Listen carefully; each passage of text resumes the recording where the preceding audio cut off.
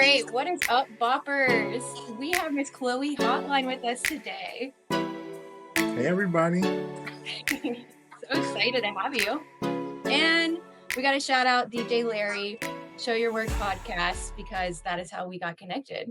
Exactly. It wouldn't be possible without DJ Larry. Exactly. So let's talk about your music journey, because I read that you started making music when you were like 6 years old. So how did you get started with that? So when I was 6, that's when I really fell in love with music, but specifically rapping. That's really when I fell in love with it. And my uncle who lived in Michigan, he was a local producer in that scene and stuff like that. And he happened to have music equipment. And one winter break, the winter break when I was 6, it had to be like first grade or something. um I go over to my cousin's house, my uncle, his kids. I go over to my cousin's house, we're chilling and hanging out, and my cousin, he actually is was making music before me, so he's working on stuff, and I was like, I see him doing that, I'm like, you know what, I'm gonna try to do something, you know. um and yeah, I recorded a freestyle straight through the whole song. It was very nonsensical. Like, you could only imagine what a 6-year-old has to rap about. Bars. Hmm. Going. I love that. Had to. I mean, you also sing though. I did peep that. So did that come with the rapping too, or was that later?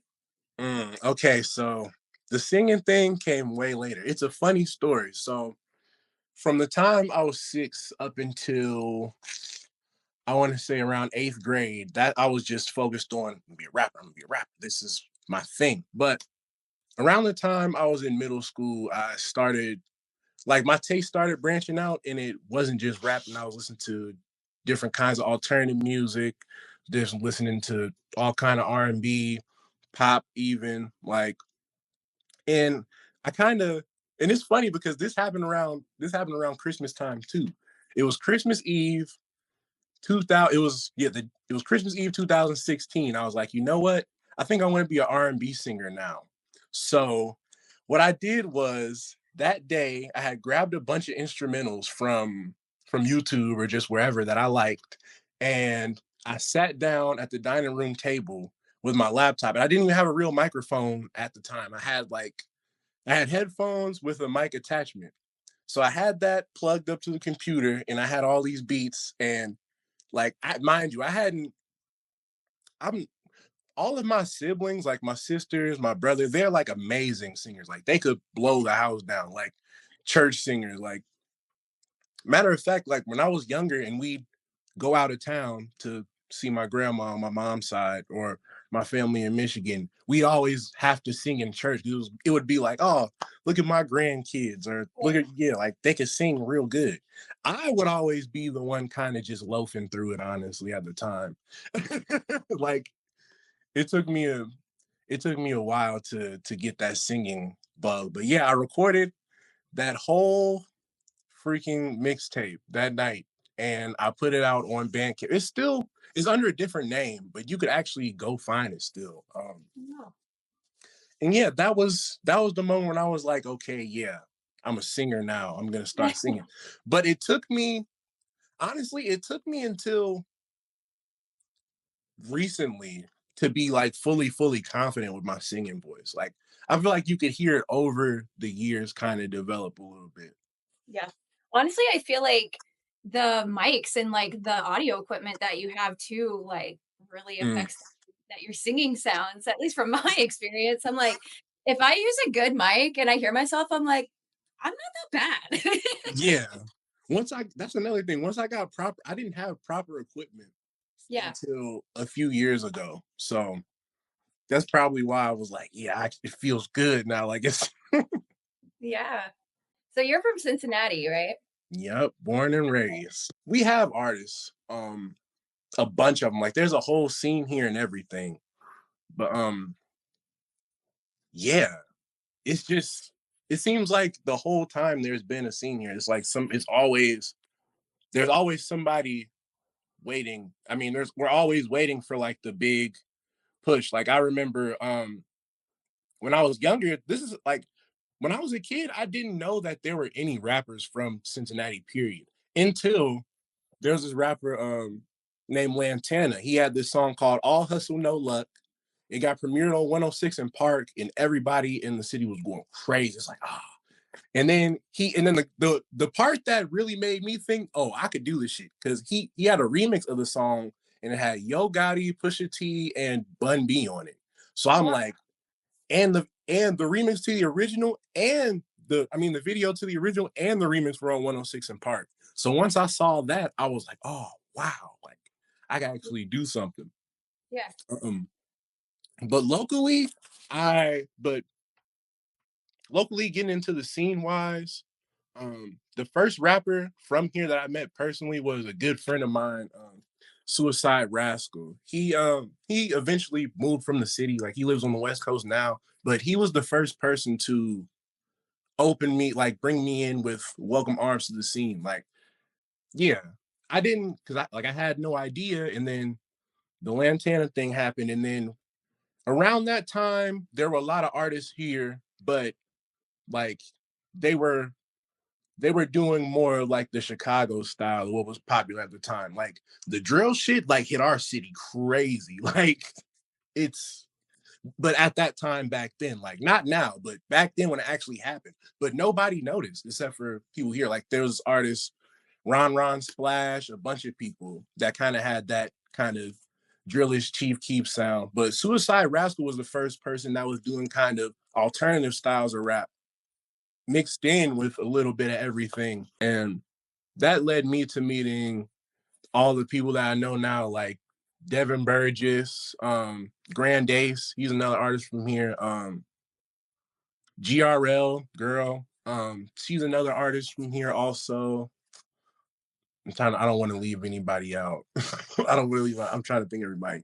Um, yeah, so that introduced me to that kind of scene, but they're a little bit older than me. So it got to a point where I'm like, okay, me and my friends we got to figure out something. So my best friend, Leak, Latex Leak, he's been on a bunch of my previous stuff. Had to stop doing music, but like my first, so I'm all over the place. I'm sorry, but pertaining to that moment where I met him at the show, um, the next show that the same people threw after that, I was opening for it, and he was performing on it. But this was and it was funny because this is where Malik comes into play. So my first show ever, it was like, oh, you got to pay to get on the lineup. It was this blog throwing it. Um, I don't know if they're around anymore, but this blog called Us Versus the World. They were throwing the show, and it was like, oh yeah, you got to pay 150 or whatever to get on, or if you want to open. I didn't have a job at this point, but my best friend Malik, he had just started working at McDonald's. He was like, you know what? I'm gonna scrape up some change and we're gonna do it.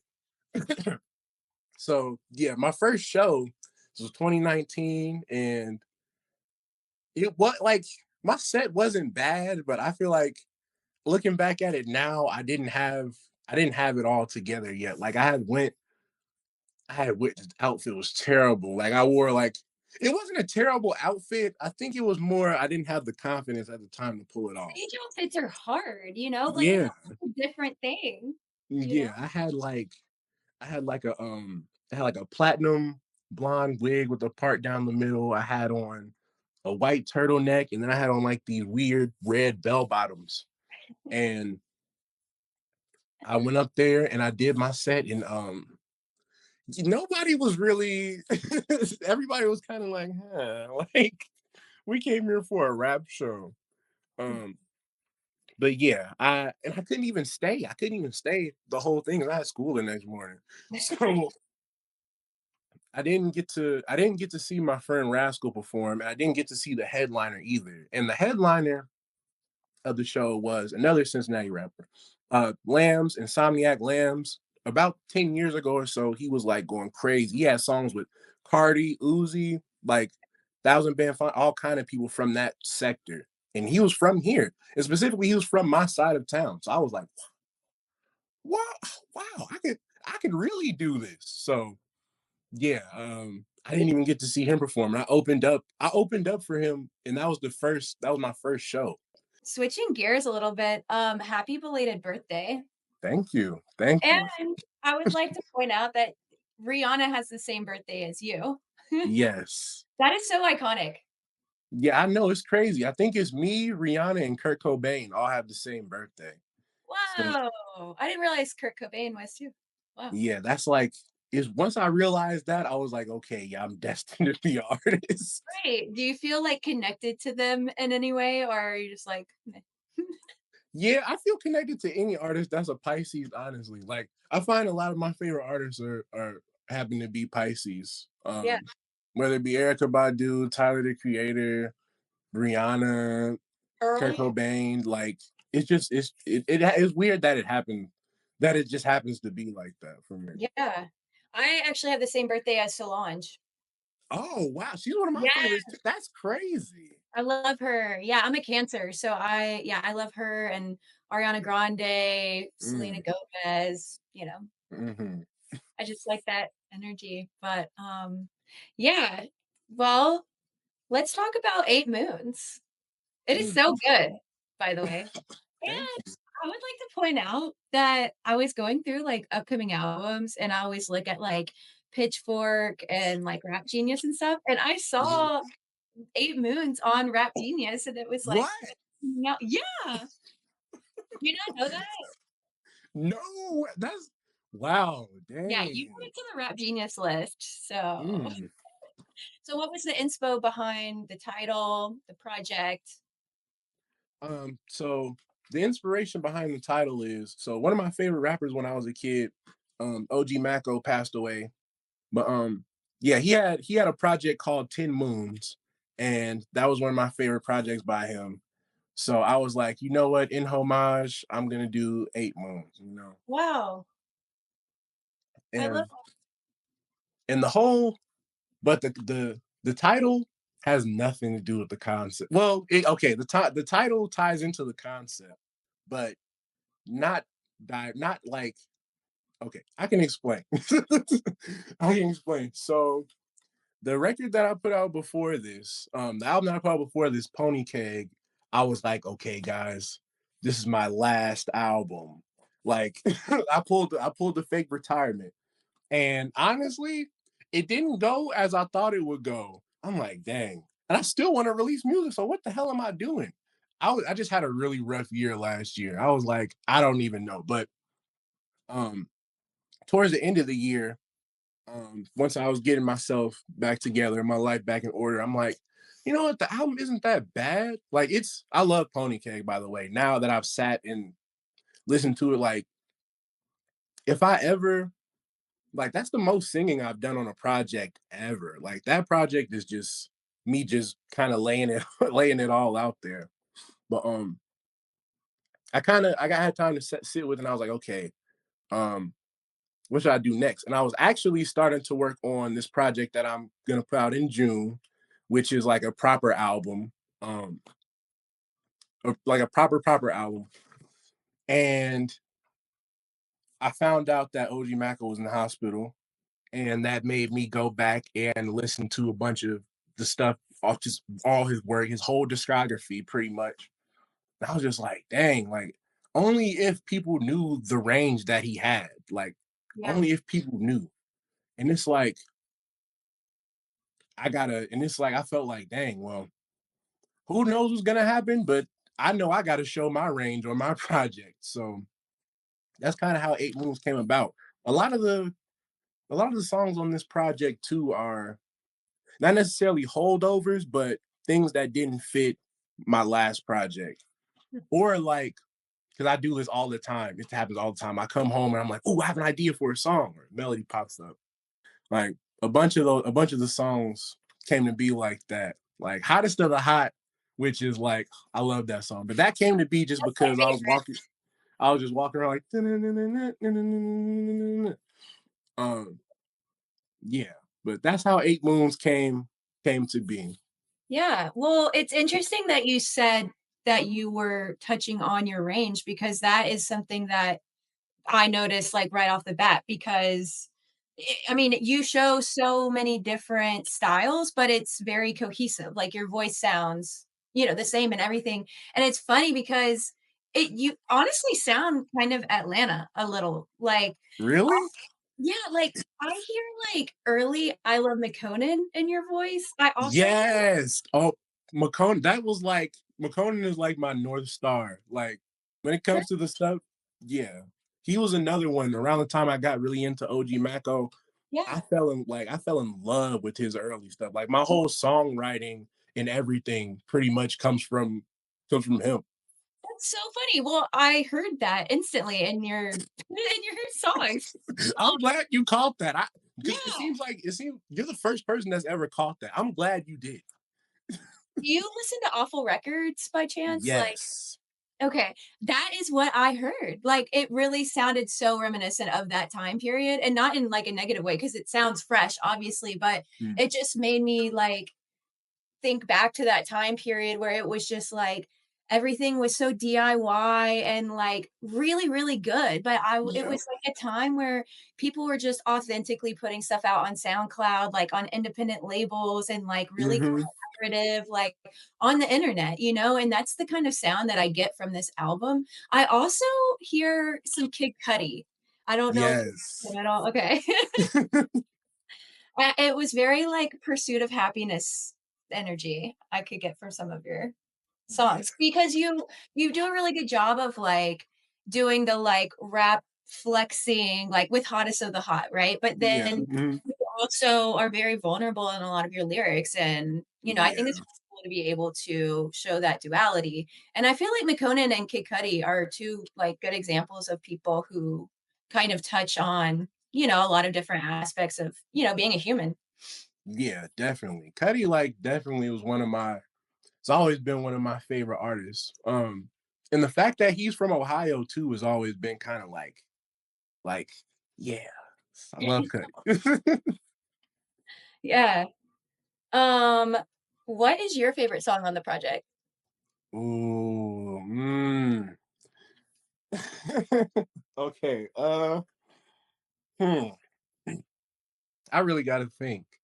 Okay, so my favorite song, damn it. Okay. My favorite song has to be My favorite song has to be "Down for So Long," just because the way that that song came together. Well, the version on this album, the way that the song came together is like, okay, so I'm wrapping up 8 Moons, and it's like I know I want to tie in my last project somehow. So I brought back 2 songs from Pony Keg. I did a reprise of All Clear, and then I did the Down for So Long, but the bounce version. Mhm. Anytime I love bounce music so much, just the tempo, the drums. So anytime I'm in that mode, it's just like match made in heaven. And the funny thing about this version is I like this version better than the one on my last project so much. And I was kicking myself like, why didn't I just think to do this and put it on that? But it wouldn't have fit. It wouldn't have fit. But yeah, because just the lyrics too, like the verse starts off as like, maybe I've been too ambitious, or I'm just drenching. Like drenching, that's kind of my thing. It's like just growing and elevating and saturating the game. You're actually the second artist or rapper actually who has said that their favorite song is the last song on the album. And I just think that's so funny. Like, what did you put that at the end because it was your favorite, or like what is the Uh, intent behind that? I put it at the end because it just so happened. Well, it just so happened to go at the end. Honestly, it was the last song I made for the project. Also, I want I want you to be able to listen to this project, and then like when my album comes out in June, you could listen to it from last song to the first song on the next one. It's like same tempo and it picks up. Yeah. So Cool. that's a little that's a little secret nugget of information. Little Bopper Insider. Also, I wanted to say Hottest of the Hot reminds me of, like, ringtone, like, skating rap from, Mm, like, when we were at well, how old are you actually? I'm 22, but I've Oh, been listen, but I've been cognizant of music for so long. I've been paying attention to this stuff for so long, and I've when been you were on. in middle school.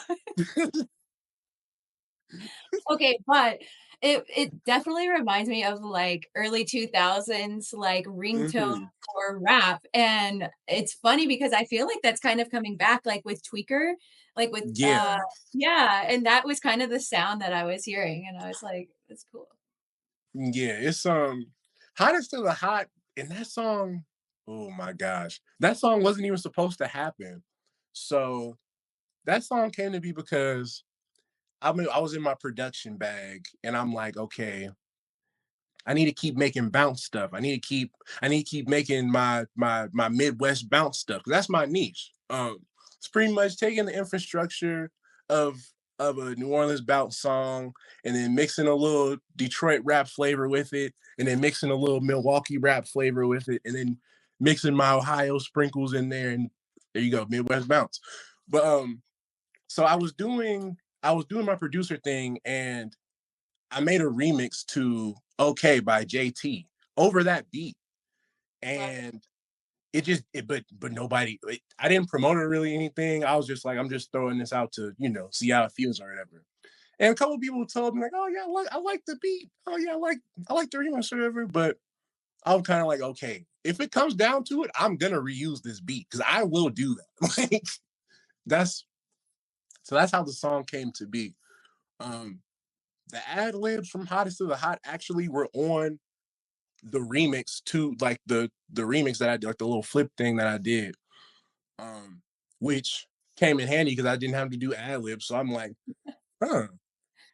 And yeah, it was really Hottest to the Hot was really me trying to tap into that that bounce sound and trying to pay homage properly also. Like and not and another like that's the thing about that's why I call it Midwest bounce too, because a lot of bounce music is more focused on like New Orleans bounce music is more focused on like a like a repetitive catchy phrase, the beat chopping up like da da da da da da da da da.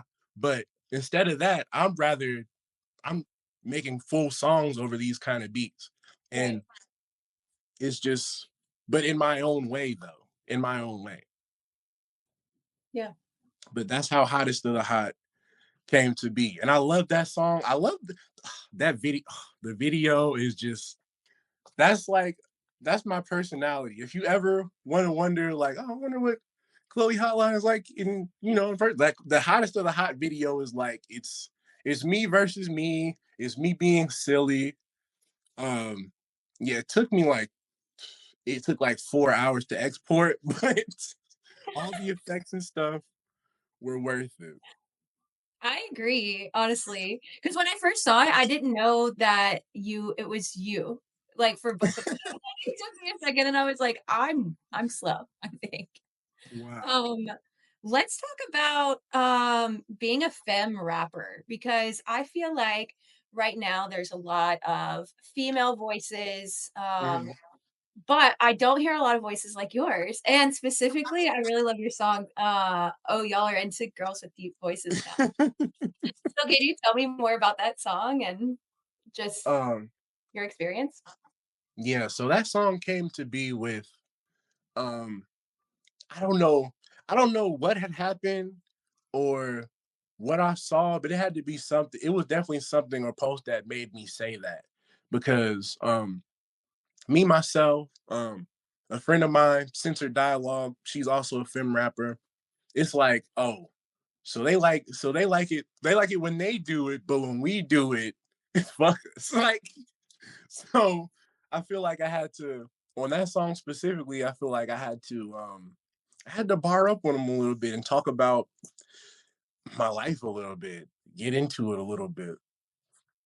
And that's a lot of people's favorite for me. Like rapping wise, that's a lot of people's favorite for me. I'm like, wow, like I didn't I didn't think so. Like it was my top song on my Spotify for a minute. Like right before this project came out, it was my top song. I was like, really? Like, what? But that song, I love that song. Um, and the title is gonna make the title always makes you like, what? Like, yeah. But it's just like we have our we have our voices, and if this is our voice, that's what you gotta like. Like, it's just us. Like, you have to like if you're gonna like the image, you gotta like the voice too. You know what I mean? It's I don't know. It's hard to describe. That's a really good question because that song that unpacks a lot. Ooh, that song. But Yeah. yeah, that's basically the heading of it. It's like, oh, so y'all like when they ain't got any voice, but when we have Yeah. ours, it's like, hmm, Well, you that's know, the thing I wanted to talk to you about because it's like, you hear like Rico Nasty and JT, and I feel like female rage is kind of becoming more relevant, right? And it's more celebrated, right? But then yeah, sometimes I feel like maybe it's harder for you to represent femme and with your voice and it be, I guess, accepted in the same way that like JT's is. You know what I mean? yeah, definitely. Yeah, totally. It's like some people have came across my music and have been turned off by the fact that my voice is a lower register or whatever. I'm just like, I'm glad you didn't listen anyway. Like, but and it's kind of and I like I'm glad like I'm I'm I'm glad that I'm glad that one I like my voice, and two that I feel like I know in my heart of hearts that I know I can voice myself. I know I'm not gonna feel crazy, but to somebody when I'm doing a song like I have a song called Possum Creek, for instance, when I'm kind of with the more visceral flow and I'm like, you, and I'm kind of telling somebody off, people are kind of like, whoa, whoa, whoa. I'm like, oh, but you okay. Yeah, totally. Yeah, they'll take me out, they'll take me when I'm doing the sad, but when I'm trying to like I got statements that need to be claimed. It's like, we're not interested. Yeah. Honestly, I mean, I'm trying to think of like examples of female rapper, like femme rappers with deep voices. Like for me, I think of like Young M.A. I feel like that was like she was Yeah. pretty cool, but I mean, I don't really hear a lot, you know? Well, I know there's me. Like I said, um my homegirl is like a big sister to me, censored dialogue. She put out a record last year called Pyrex House Cat. I produced a couple tracks on there. It's amazing.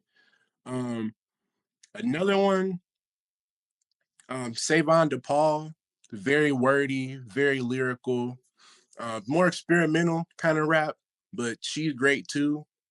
It's not a lot of us, but we're coming. What are you most proud of about your work? What am I most proud of about my work? Honestly, that is authentically me. I'm just proud that I get to bring people into my world with my art and that people care to listen, honestly. Like that's just it. Cause I've always been a world builder. Like I used to love to write stories. Like I wrote a play when I was really little. Like I wrote books when I was really little, just like picture books and shit. But I always loved telling a narrative and showing people and building a world around it, having and getting people immersed and getting immersed myself. Yeah. Um, Um, you're also a fashion designer, yeah, I could. right? Yes, I am just a tad bit. So I've had my brand, Counterfeit Industries or C2W, Counterfeit Worldwide.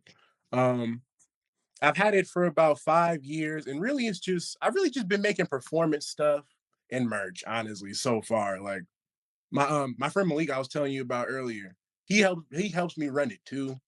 But yeah, that's I just love the process of creating. And the one thing that made me want to have my own brand is Tyler the Creator was like my favorite artist from 9 to now. So he had golf, and before that it was the Odd Future clothes. So I'm seeing that. And even before Counterfeit, I had so many different brand ideas, like just terrible ones though. Like um the whole ideology, like the name of the brand sounds crazy. And like somebody's like, oh, well, what are you wearing? Oh, it's Counterfeit. That sounds crazy, but then you're like, no, no, no. There's no That's key in iconic. it. Yeah, it's I love that. Yeah. but I was saying the messaging behind that is like when everybody starts their life journey or creative journey or whatever, we all start off as a knockoff of something before we form into our own thing. So yeah. Wow. I really like that. Yeah, I haven't told a lot of people the meaning of it. That's yeah. Yay.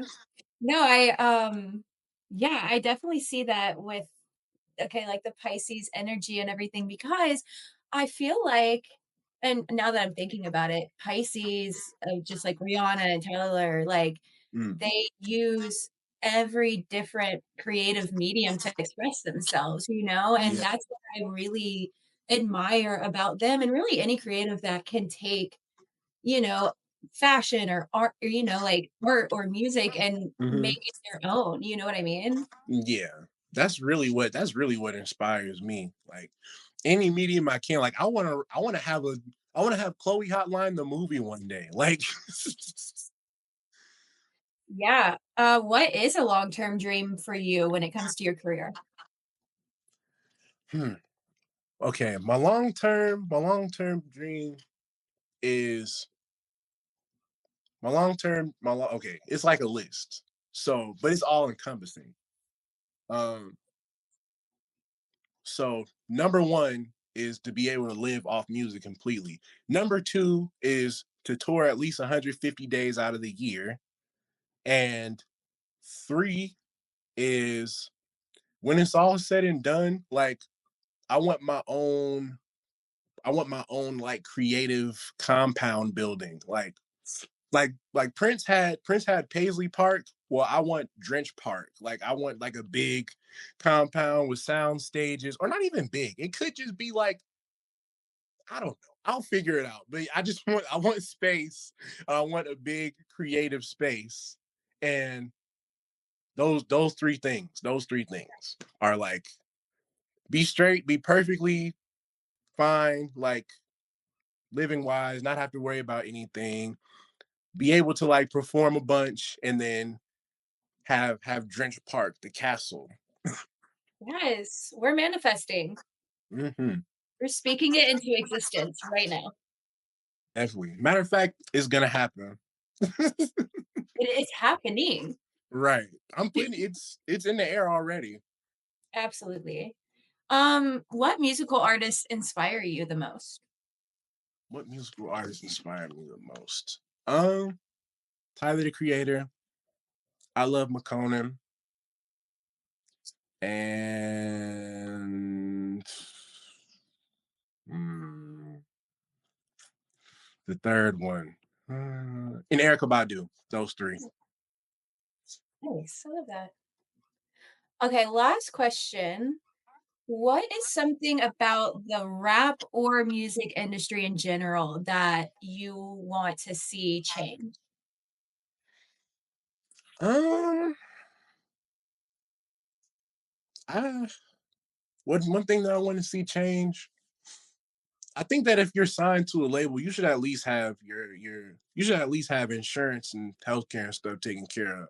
You're signed to $1 billion company. Like that's the least they could do. You Yeah, know? I Like agree.